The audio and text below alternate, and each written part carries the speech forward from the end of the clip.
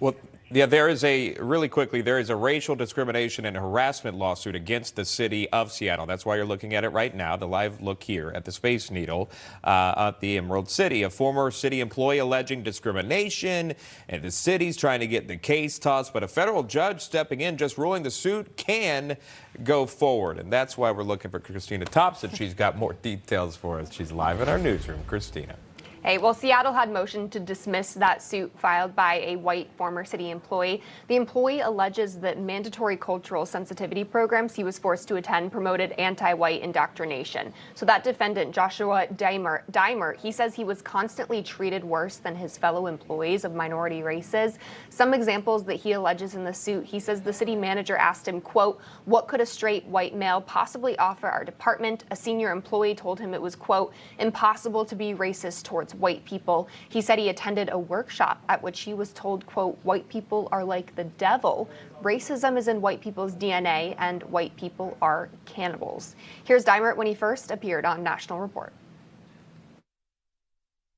And so I was called the devil. I was called, they told me I had to undo my whiteness and defined me by my race and gave me characteristics and basically stereotyped me on things without even knowing anything about me because they based everything off of my race. The city argued that Mr. Diemert's claims were so weak they should be dismissed, but the Honorable Judge Jamal Whitehead, appointed by President Joe Biden of the U.S. District Court for the District of Washington, disagreed, allowing for the lawsuit to proceed. Now, I did reach out to the city of Seattle for a comment, but they have not responded yet. Sean, Emma? All right, Christina Thompson, thank you very much for bringing us the latest on that one. Back here on set, we wanted to turn now to Rachel Kugel. She's been listening into this report. What do you think about this lawsuit? Does he have a case?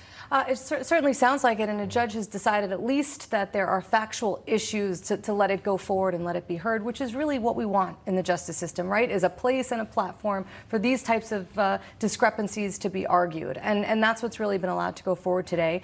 And it should be. You know, discrimination is discrimination, regardless of the color of your skin. We've seen that. That seems to be the way the courts are headed with the recent affirmative action decisions, for example.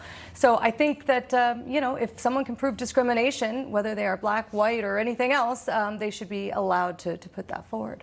It's a very interesting point, too, because if you don't, and again, this coming from a non-legal expert to you, who is a legal expert, but to me, if you don't take up this case or the judge doesn't allow that, then there's an appeals process that this could have even escalated, because if you're not going to allow a discrimination case here versus a discrimination case there, you're kind of cherry picking. That's discrimination. Right, exactly. And also, you know, a specific skin color or race or ethnicity or religion is not an element of the discrimination case that needs to be proved. In other words, the laws on the books don't say that proving discrimination requires that this be done to an African-American person, a Jewish person. It doesn't say that, right? It just says that it's creating a hostile work environment. It's creating an unequal or unfair work environment. It doesn't require any set of initial sort of prima facie thing that you have to get past. And I think that's what's important here. You can't rule against him without hearing his claims first. Yeah, and then, of course, it's up to the plaintiff to prove it in court.